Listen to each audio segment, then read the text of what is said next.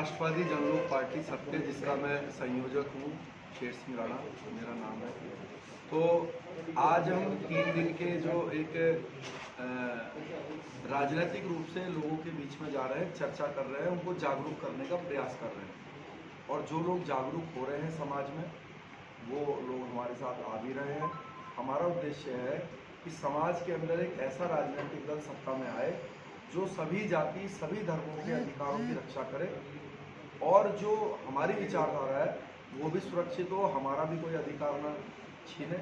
इसके लिए हम काम कर रहे हैं। सर लोड़ और राजपूत झंडे थले होंगे जी, पूरे झंडे ना मैं थोड़ा समझा। दूसरे झंडों से राजपूत होकर झंडे को खाना चाहिए लोगों को। जी देखिए, हमारा ये कहना है कि ये बात सिर्फ राजपूत समाज के ऊपर लागू नहीं होती। जितने भी हमारे दलित भाई हैं, हमारे पिछड़े समाज के भाई हैं, जो हमारे अल्पसंख्यक भाई हैं, देखिए आपको मैं बता दूं कि जब ये राष्ट्रवादी जनलोक पार्टी सत्य, जो अपने आप को क्षत्रियों का या स्वर्णों का झंडा बोलता है, जब सत्ता में आएगा तो यही झंडा सबसे ज़्यादा जो है समानता लेकर आएगा, लोगों के अधिकार देगा। कैसे देगा? मान लीजिए भारत के अंदर, पंजाब के अंदर 10 नौकरियां निकली, तो उसमें 3 जनरल के लिए होंगी, 3 दलित के लिए होंगी, 3 पिछड़ों के लिए होंगी, 1 अल्पसंख्यक के लिए होगी।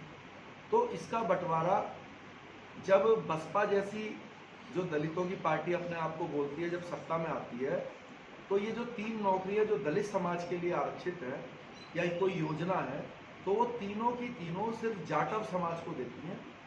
तो जो हमारा वाल्मीकि भाई है, जो हमारा खटीक भाई है, उसको तो कुछ नहीं मिला।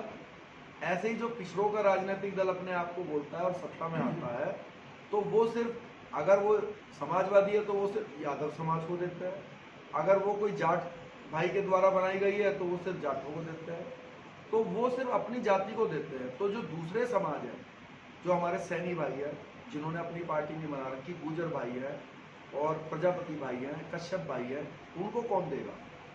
लेकिन जब राष्ट्रवादी जनलोक पार्टी सत्ता में आएगी, तो क्या शेर सिंह राणा किसी राजपूत को दलित या पिछड़े समाज की नौकरी या योजना का लाभ दे सकता है? नहीं दे सकता। जब नहीं दे सकता तो सही बंटवारा हम ही करेंगे।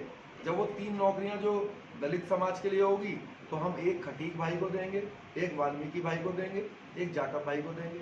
पिछड़ों की नौकरियों में 1 जो है सैनी भाई को देंगे, 1 जो है प्रजापति भाई को देंगे, 1 जो है जाट भाई को देंगे। तो सही बंटवारा कौन करेगा? वो करेगा जो दूसरे की प्लेट से रसगुल्ला नहीं खा सकता। जो खा सकता है वो तो सारा भाई भतीजावाद करेगा, अपने लोगों को रबड़ी बांट देगा। काली और आम पार्टी की सीएम इस बार होगा, ऐसी तो होगा नहीं सीएम, डिप्टी सीएम। देखिए, सीएम किससे होगा उससे कोई फर्क नहीं पड़ेगा, क्योंकि वो होगा तो उनका जो है बेचारा कर्मचारी ना। अकाली दल ने अगर डिप्टी सीएम किसी दलित भाई को बना दिया, तो ये ऐसे ही है कि आपने, उससे होगा क्या? क्या वो अकाली दल के खिलाफ जा सकता है या फिर बादल साहब के खिलाफ जा सकता है क्या?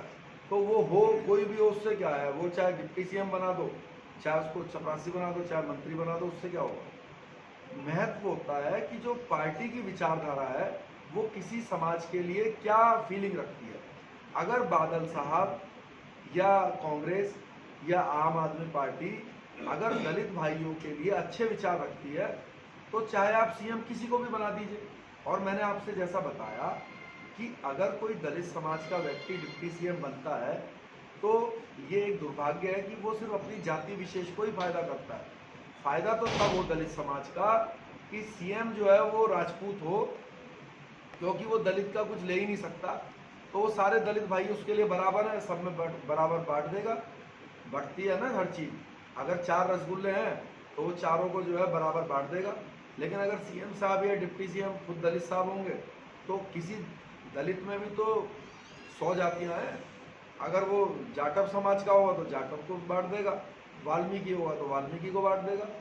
तो मेरी नज़र में विचार अच्छे होने चाहिए हर समाज के लिए, और राष्ट्रवादी जनलोक पार्टी एक ही विचार से चलती है।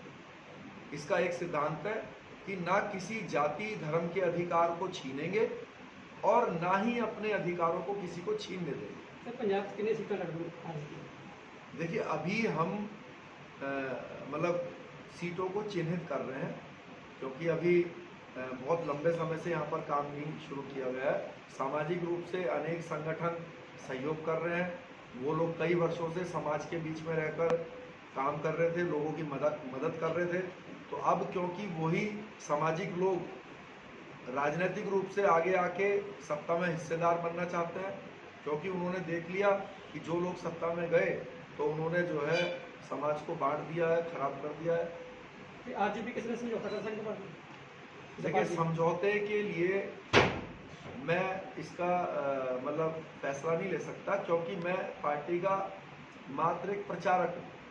इसकी राष्ट्रीय अध्यक्ष श्रीमती सत्यवती राणा है, और जो राष्ट्रीय कार्यकारिणी है वो तय करेगी कि किसी से गठबंधन करना है कि नहीं करना है। लेकिन जो मुझे जानकारी है वो ये है कि क्योंकि उत्तर प्रदेश, उत्तराखंड और पंजाब में एक साथ चुनाव होगा, तो शायद सारे प्रदेशों को लेकर गठबंधन की बातचीत चल रही है और सभी राजनीतिक दलों से एक चर्चा चल रही है, और जिससे भी जो हमारे पार्टी का मैनिफेस्टो है, विचारधारा है, अगर किसी से सहमति बनेगी तो उससे गठबंधन करना चाहिए, ऐसा मेरा सुझाव है।